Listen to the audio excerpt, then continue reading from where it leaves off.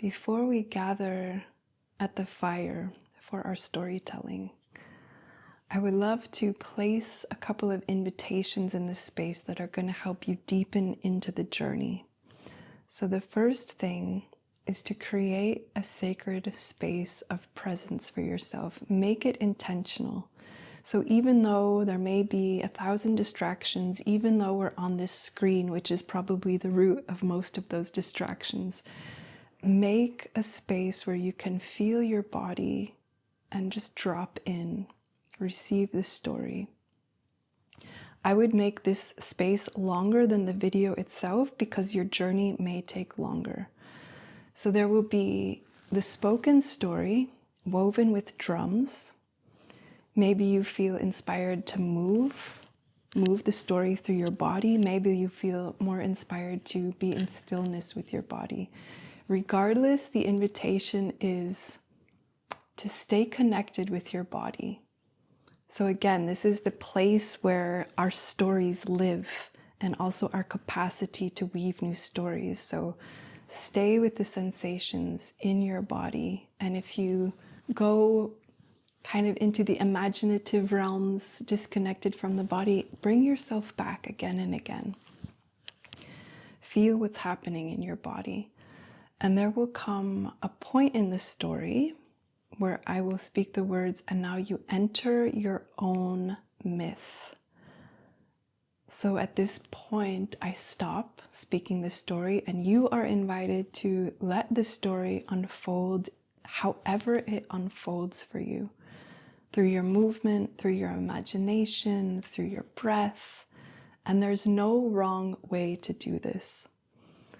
If you need longer than the drums given, so the drums will continue for a few more minutes, pause the video and take the time you need to come to your organic completion. I am always super curious and would love to hear anything you feel to share about your journey in the comments below. Subscribe if you would like to receive more stories. And I also have a Patreon channel. You can find that in the link below, where you can download the story and translate it, also if it's not your native language. Yeah, and remember, it's a playful space of presence. So with the blessings of fire and with the blessings of water, I wish you a beautiful journey.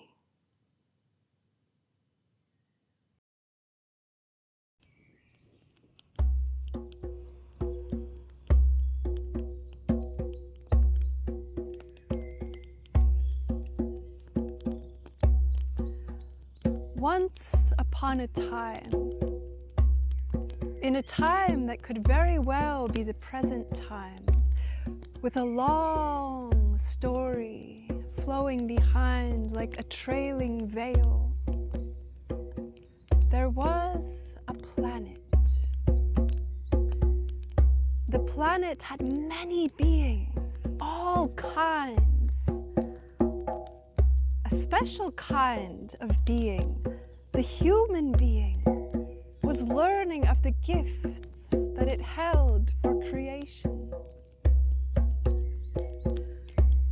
So much power this being, human being, held. Yet power is a fine fire to handle with hands of wisdom. And so the story came to be of learning this.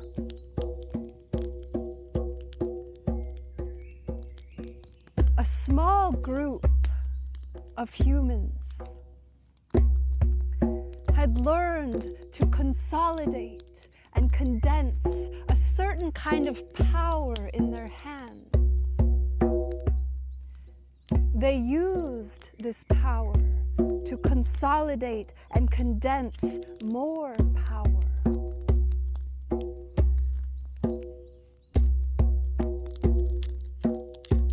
This power was not used for the good of all. It was not used to give to creation. was used to take.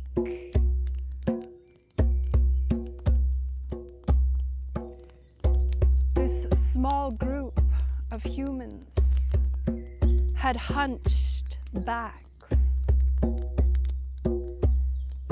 and they wore fitted gray robes tied off at the neck. Yet the certain kind of power they had learned to condense and consolidate held their spines upright, so it appeared as if they walked in an upright way. They came to be greatly respected by the other humans for their upright manner, for their fine gray silks, and for the ineffable aura of power they carried with them. One day, the small group of upright hunchbacks came up with a plan. They proposed to the people of the world, "We would like to give you power, also like we have. And so we will gift you with a certain kind of structure which will protect you and help you to grow in your power." The people of the world spoke, "All well and good. It sounds as if the way things should be, for all to be protected and for all to have power." And so they listened as the upright hunchbacks went on. "Yes, we have nails and bricks, gears and pulleys, all made of the finest silver. We will build for you in your gardens your very own structures of our very own invention, crafted from our power and knowledge." Now the people didn't quite understand why they needed nails and bricks and gears and pulleys in their gardens, but they thought, structures of power to grow in our power and to protect us, it's all well and good. So the builders of the upright hunchbacks came to the gardens of the people. They worked day and night and night and day, building all kinds of structures and scaffolding, lattice and fence, made of the finest silver contraptions. The upright hunchbacks held secret meetings to decide what was needed, and each year they released an update on the structures they had built.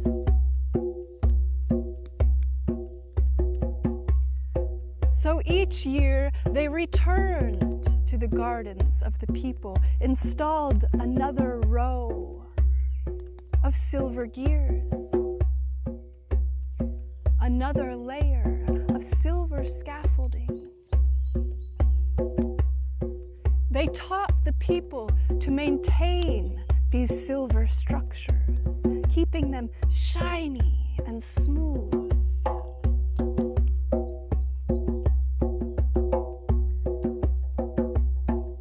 Eventually, most of the people spent most of their time maintaining these silver structures.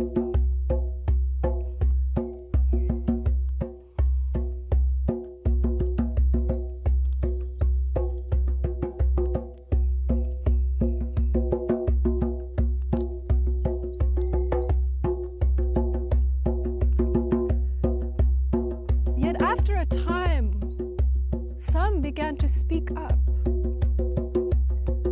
"I can no longer visit my favorite stream that curves through the meadow. The silver structures have blocked the path. I can no longer see the mountain that rises to the east. The silver structures are simply too high. I have no time to think about such things. I must go polish my silver. After a time, the people could no longer walk freely in their gardens. The silver structures became so thick that neighbors could no longer see each other, except through small gaps of mistrust in the fence.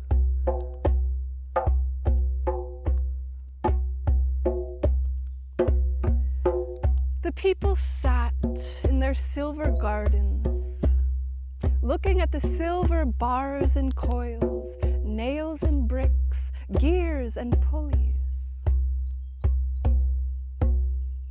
Some of them still believed that the silver structures would give them power, and some of them even learned to build with the silver, expanding the structures even as they narrowed their own cages. Still others clung to the silver structures, a fear gnawing on their bellies. And yet, still others tried to tear the structures down. "We've been fooled," they cried. Their neighbors eyed them as if they were crazy, until the upright hunchbacks came to bring silence. The upright hunchbacks spoke over all of the other voices. "What pretty gardens we have made you! Finer than flowers, in fact." Yet the upright hunchbacks had never really intended to protect the people or to give them power, for they used their power to take. So now that the people were in their silver cages, they took the land that was no longer claimed, took the air that was no longer breathed, took the fires that were no longer tended, took the waters that flowed beyond the silver cages.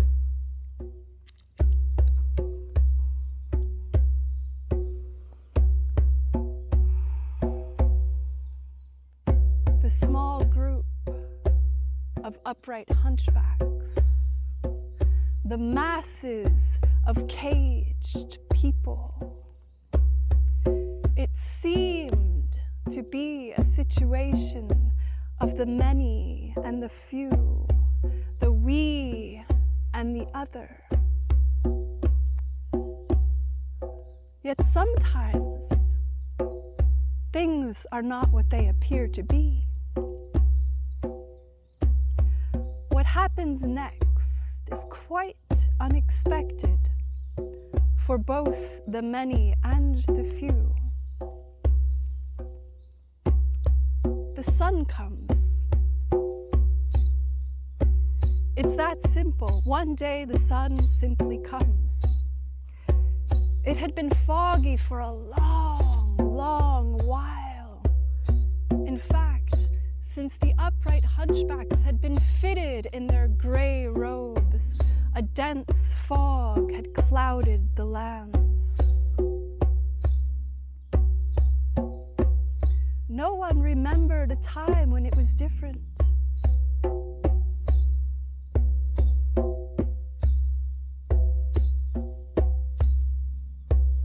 And then one day the sun simply comes.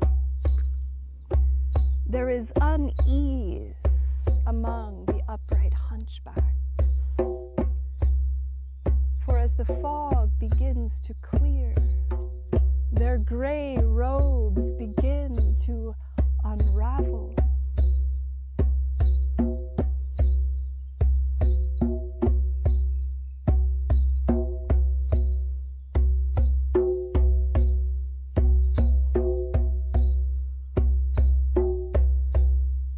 as the unrelenting gaze of the sun shines through the fog, it leads to another unexpected happening. The nails and bricks, gears and pulleys, all made of the finest silver, had never really been made of silver at all. So there is surprise all around, even from the builders themselves, as the silver structures begin to melt. Drip, drip, drip, drip. As the sun climbs in the sky, the drips become trickles.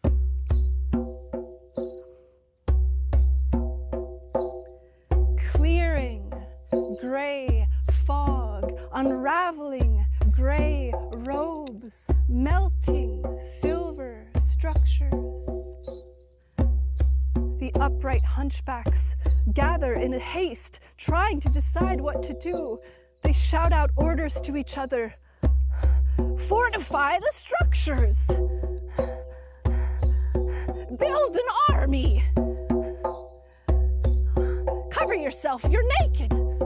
Sell the silver before it's too late. They cry out in a confusion. Yet the silver, the backbone of all the structures they had built to take power and to separate the people, was actually made of frozen water. And we all know what happens to frozen water in the sun.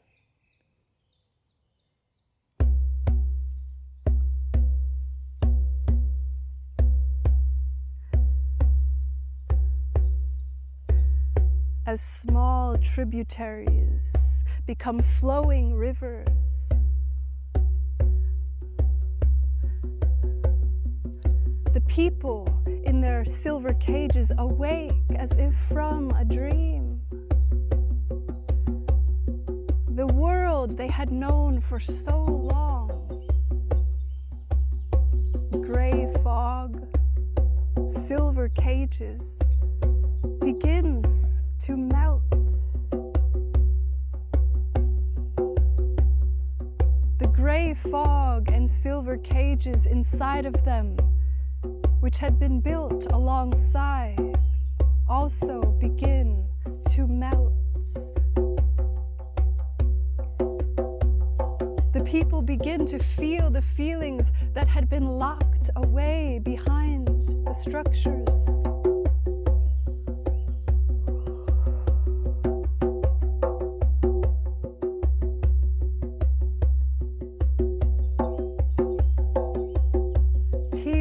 Stream down their faces. Fire burns in their eyes.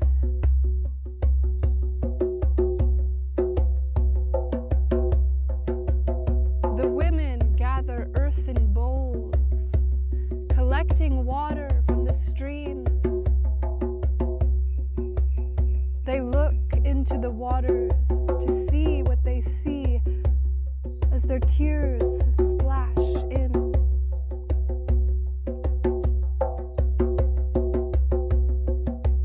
The men walk beyond the silver cages, watching them melt to transparency.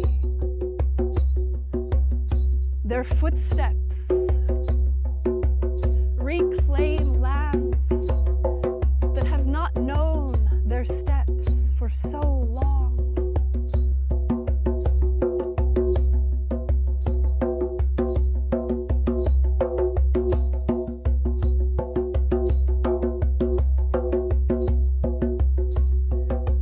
Children, their eyes wide in wonder, realizing that a time of great change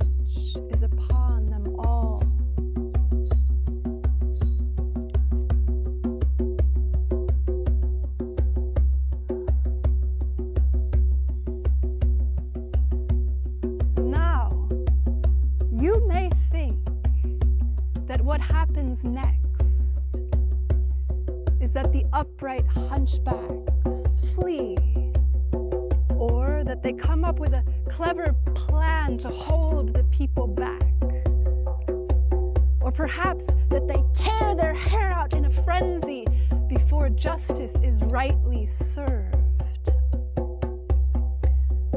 But this is not so. Tears stream also down their faces. A fire of purity also burns in their eyes. Something is remembered.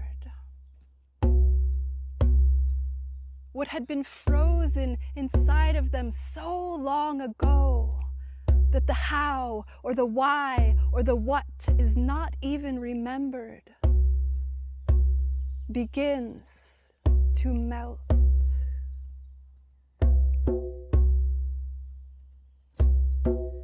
It is on this day that all remember a power which gives to creation.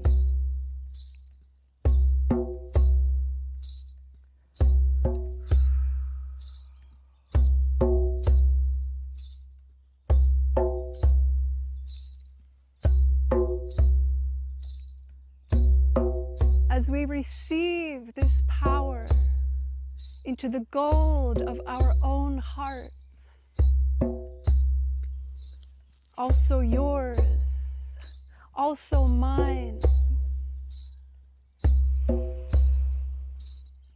it begins to consolidate and condense there.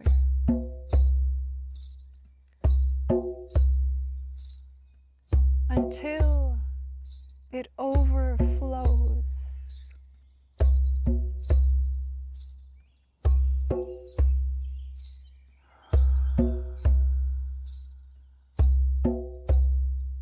You enter your own myth.